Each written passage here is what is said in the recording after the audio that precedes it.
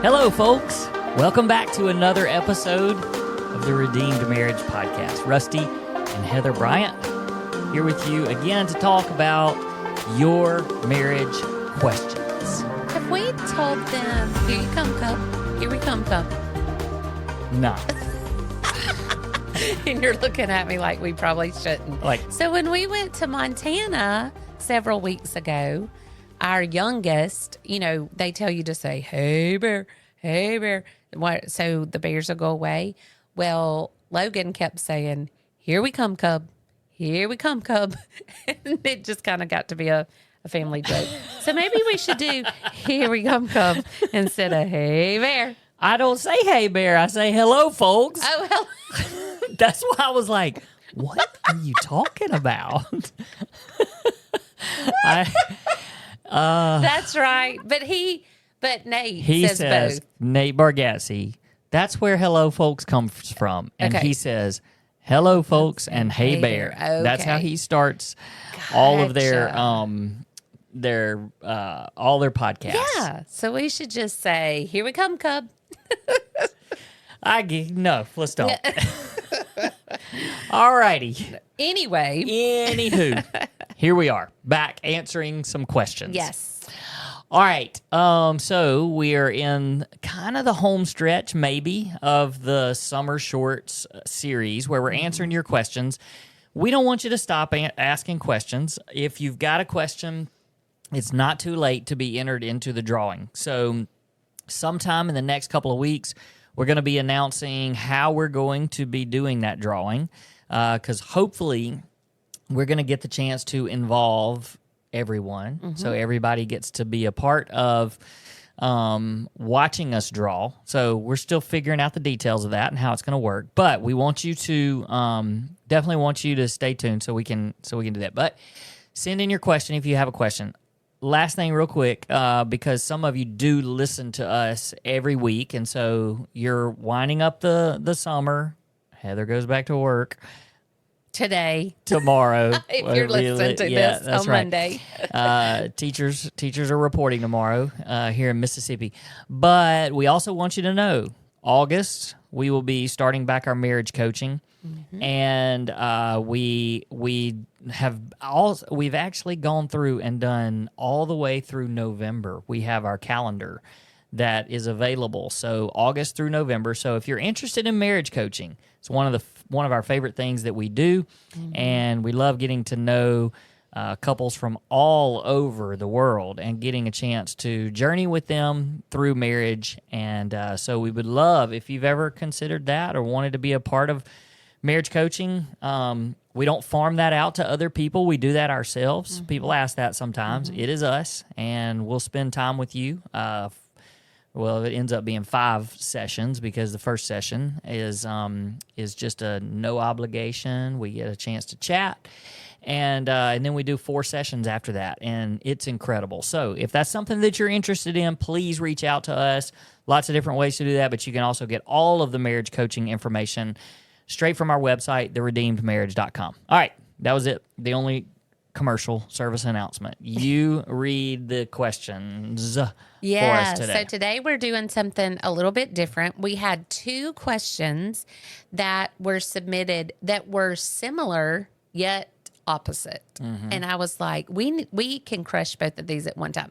So we're actually going to have 2 winners this week. So we will contact you to see what merch you want from us. One of them, we're going to have to reach out to you and actually find out where you live, because this one doesn't have an address on it. So I cannot say the state. But this is the question. Are you ready? I confessed my affair to my husband 1 year ago. He says he still loves me, forgives me, and wants to work through it and stay married to me. We have both been going to marriage counseling together, and we have each started individual counseling as well as meeting with our pastor. The struggle for me is that he brings up the affair on a daily basis and tends to throw it in my face almost in every conversation. This makes it very difficult for me to want to engage in any conversation for fear that he will bring up my past and the past that I would love to forget. When this happens, I tend to get sad. I feel depressed and wonder how I could have fallen into such a terrible sin. I cry almost every day, and I wish there was a way that he and I could have normal conversations without throwing a jab about the affair into it. How do we move past this? Okay. So that's coming from the person who was the betrayer and asking, how can we move past that? All right. The next one that is along those same lines is from Minnesota. And I'm not going to guess where that is. And Good call. Good call. And this one says, I'm grateful to God for his mercy and redemption. My husband and I are 2 years post-affair. So the first one was 1 year. This is 2 years. I'm still healing from that broken trust and find that sometimes I need to talk out certain things about it with him. So again, this is from the betrayed. Right. Okay. How do I go about healing from betrayal when I feel anxious bringing up his affair because I don't want to cause him to feel guilty for what he did? So Both sides. both sides. And we hear these questions all the time. So the people. betrayer is like, help, because my husband keeps jabbing at me about it. And then the second one is, I've been betrayed, and I need to talk through it. Right. But I don't want to bring it up because I don't want him to hurt. So there's these extremes in how people deal with it. And to be honest, I don't think that there's one way to deal with it. I think that different couples are going to deal with it. When I say deal with it, I mean talking about it. Well, this is, I was doing some one-on-one mentoring just this past week, and that's one of the things that I was saying is, in our story, we can share our story, and we can share what we did, the good and the bad, the mistakes we made along the way, but also the positive things. And the thing about it is, it becomes this roadmap for other people, because they can look at us and they can say, okay, this couple went through infidelity, and here they are almost 13 years later, and they have a redeemed, great marriage with lots of joy, all of that kind of stuff. So you can look at what we did and you can, well, they must have done some stuff right. And I would say that by the grace of God, we did, because we didn't have a lot of instructions. That's right. We did some things that gave us some good instruction along the way. But for the most part, we've figured it out on our own, which is kind of what you're saying. Some of these people, they're going to be a little bit different, but at the same time, they can look at us and say, well, this is how they did it. And they were successful.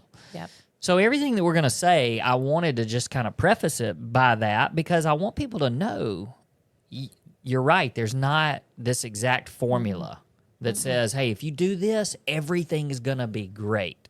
That's not necessarily the way it works, but the hope is that you look at a couple that's like, man, they made it. So maybe we can find some things here and there that are going to help us get there. So in this situation, I don't know. I just feel like this is one of those things that we did struggle with it. I think both of us struggled with it, but we handled this. I mean, we don't get to talk to a lot of people that have gone through this other than the people that we're coaching. So it's hard for me to say, oh, those people, they did it better than us, or what, Right. Yeah. because I don't know that. But I just feel like, for whatever reason, God, man, we handled this really, really well. Well, and he gave us both mentors that really poured into us in that area, that kept our eyes off of ourselves. Like, I know my mentor, when I would want to really, really talk about certain things, or even come back at you a little bit about, well, why do you need to know that? Why, that she would go, hey, this isn't about you. Like, let's keep your eyes on where they're supposed to be, and quit looking at how it's going to affect you. And let's think about your husband. And I think that was important, because if we get into our world, like, I deserve, I want, then that gets to be a hard place to be, because you're not considering the feelings and considering the effect and considering how your spouse is going to feel in that. Well, and I think in the same way, because I had somebody else to talk to about it, I didn't have to talk to you about it all the time. Now, my goodness, we had plenty of conversations through the years about it, but it wasn't something that I had to bring up every single day, because I did start feeling that tension, just like these questions are asking, that tension of, well, I really need to talk through this. But when I bring it up, then I'm just heaping this shame and guilt on you. And so I had a mentor that I was able to talk with. And so that would be one of the things that I would say is that for both of these couples, they need to be journeying with people, because when you're, and I know so much of this is because it's a secret. Nobody wants to know. You don't want to tell you want people to know. You don't want to tell your junk to everybody.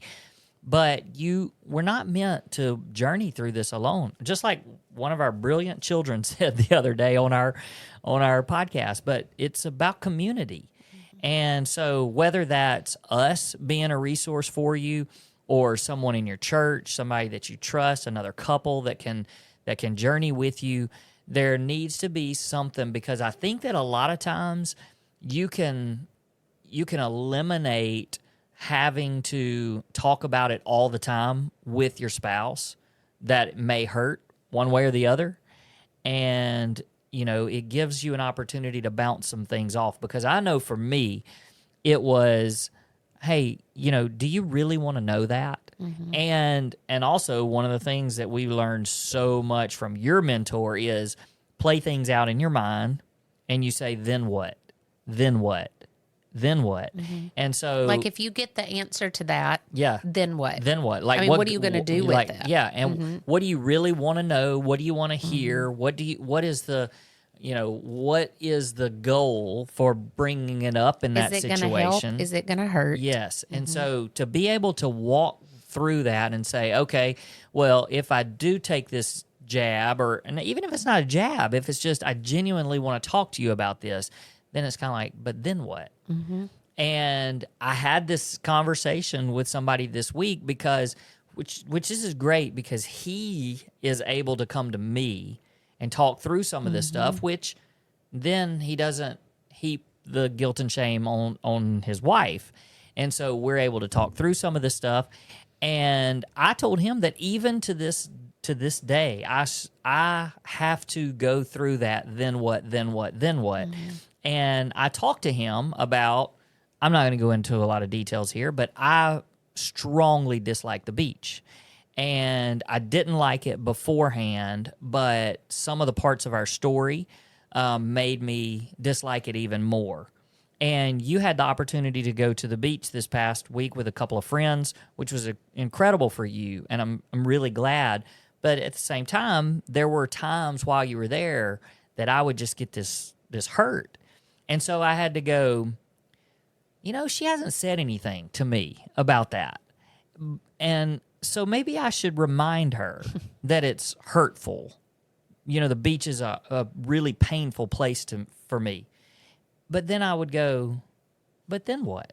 Like, what good is that going to do? And so instead, I shifted I shifted all of my thinking, and I was like, what a redemption story for you, because you were actually there with someone that we had journeyed with, which is incredible. And so you just have to play it out. And as I played it out, the then what, I was like, what an incredible story of redemption. Why would I even bring something up?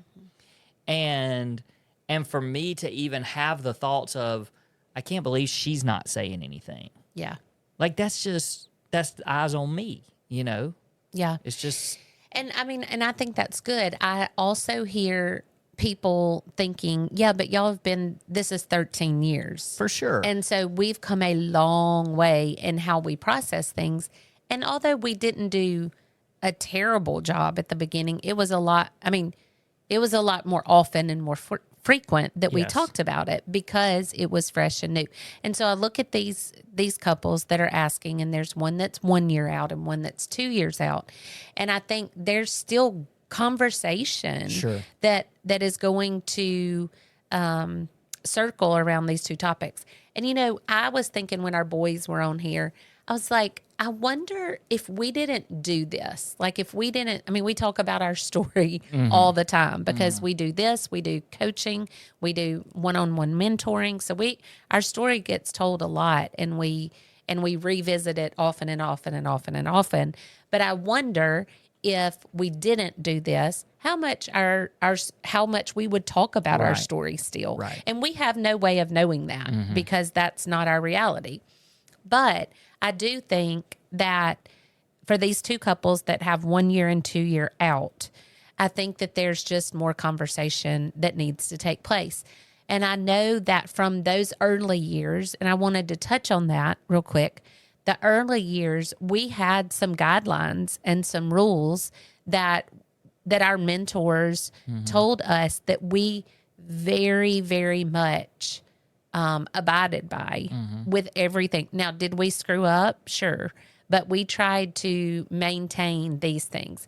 And I know for me, one of them was, and my mentor told me, if he wants to know the answer to something, answer it. Like there was never a reason for me to say, I'm not going to tell you that. I'm not, I mean, because that's just secrecy. Now, there were times where I think that we were very wise, and I said, I will be more than happy to answer that question for you. But before I answer it, I just want to know, are you sure you want to know the answer? Yeah. Like this is going to hurt. It's gonna hurt. So what are you kind of like the then what Yeah. that you were talking What are you going about? to do with this information? When I tell you this answer, is it going to help you process, or is it going to hurt you by just being an absolute jab into an open wound, you know, or pouring alcohol into an open wound, whatever. So I know that is a wisdom and a mature question to ask. Yep. And so you can ask it, do I really want to ask this question? Or if you're asked the question, you can then say, I'll be more than happy to answer it. But do you really want to know the answer? Is that going to help you or hurt you? Yeah. Another thing that I was thinking about when I read these questions was you you did such a great job. And I don't know how you did this, because if the roles were reversed, I'm just going to tell you I would not have done as great of a job as you did. But you did a great job in not playing the trump card. Like, kind of explain that a little bit, because you do better at that.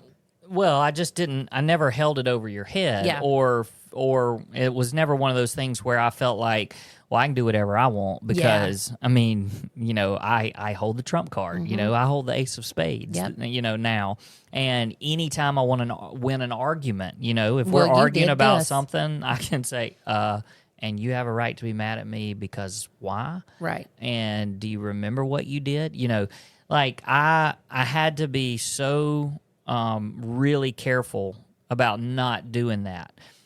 But that's why this journey is such it takes both. I mean, and that's the part that's so painful. Like when we're on social media and we say stuff and we make comments or give tips or give advice, and people are like, well, I wish it was like that.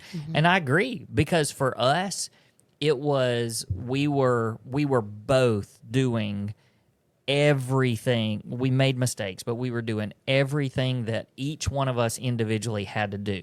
So you made it really easy for me to not play the trump card, because for one, you were totally becoming a changed person, and I was watching that. So there was, I mean, you were becoming the marriage, you were becoming the spouse that I always dreamed I would have. And so why did I want to hurt that? You know, I could look back even pre-infidelity and go, man, you're like, this is so much better than even the honeymoon years. Like, you are the person that I wanted. So there was not a reason for me. I didn't want to hurt you any more than you were already hurting. But at the same time, what you were doing was, I'm an open book. I will do anything. I will do anything to make this right, to answer your questions. And so when you put those two things together, then there's not a lot of tension. And whenever there comes something that we needed to talk about, then you could say, hey, I'm happy to answer this, but I don't want to hurt you anymore. But if you need to know, then let's talk about it. And we were able to do it when we did that in a very mature way. But the worst thing is, for like this one couple said that it just comes up in every conversation. Right. Like, that's not healthy. Mm-hmm. And they said that they're going to counseling and things are good. Well, something's not clicking with that person. And for me, it's something's wrong in their heart. They're not growing and through this process and learning. Look, I know this is extremely hard. It's hard. It is extremely hard. Mm-hmm. But we've heard, I was listening to a podcast last week, and this couple that I didn't know about that had actually gotten divorced. I was telling you about it. They got divorced and then remarried. Some musicians from Nashville. I love their story. Don't know much about it, but I've kind of started trying to find out a little bit more. I've watched some videos and things like that. But one of the things they said on the podcast was that when they went to counseling, that their counselor told them that they had 3 months. There was a 3-month time limit. Now, we've talked about this before to some people that we coach, because we've heard this in other situations, that the counselors would say, the therapists would say, all right, you've got a timeline. Let's set a time. And it may be, whatever it is. But for this couple, it was 3 months. And after those 3 months, you stop talking. You stop asking questions, basically. Right. And it doesn't mean talking about it. Right. It doesn't mean that you stop talking about it. But that's kind of the point where it's like, all right, we've dug in deep to this stuff, and now it's time to start moving forward. And look, the timeline, I don't love that, because we didn't do it. And we were very successful we didn't put a timeline, but there came a point where it was just like, I don't need to know anymore. And again, that can be different from everybody, but it was also this knowing that I don't want to ask any more questions, but I know that if I need to, you're going to answer Absolutely. it. And you're not going to come back with me and go, do we have to keep revisiting this? Right. Like, for me, I feel like you just, from the very beginning, you were like, I don't, in this area, I've lost my rights. Like, you are in control, and I'll do anything. Right. And I didn't take advantage of that. That's right. And that's the give and take. Yes. Because if one person goes too far on either side, like if I were to withhold and you push too hard, then there's not a sweet balance. And I think that that's just really praying about, God, open my mouth when it needs to be. I pray this all the time for my children, like when I'm speaking to them or because they're older, trying to advise them. I pray, God, open my mouth if you want me to speak into this, and close my mouth if you don't. Like, just don't prompt me to say something if I don't need to say anything. Yeah. And I just think that that's a sweet balance. But I think about this person who were answering their question, and I think about how she even said, I don't even want to have a conversation with him. And that's so unhealthy. Because I'm scared it's going to come up. Like, I would just avoid talking to him. Yep. Because what this gentleman is doing is he's ripping off the Band-Aid every time she starts to heal. So it's like, I'm trying to heal and then ripped it off. And let me just tell you, to the husband, if you're listening, and to anybody else who's in this situation, the shame and guilt already is hard to carry. Just from the shame and guilt from yourself, and if anybody knows about it, from them. Like, the shame and guilt that I felt just for hurting you, for hurting my relationship with the Lord, for hurting my family, for hurting friendships, like, And then just the shame of everybody else knowing and, feeling like I had a spray painted A on my chest at all times, that was heavy enough. But if you were to, well, did you forget what you did? Yeah. On top of that, it would be crushing. So I can promise you, you don't have to remind your spouse what they did. They know.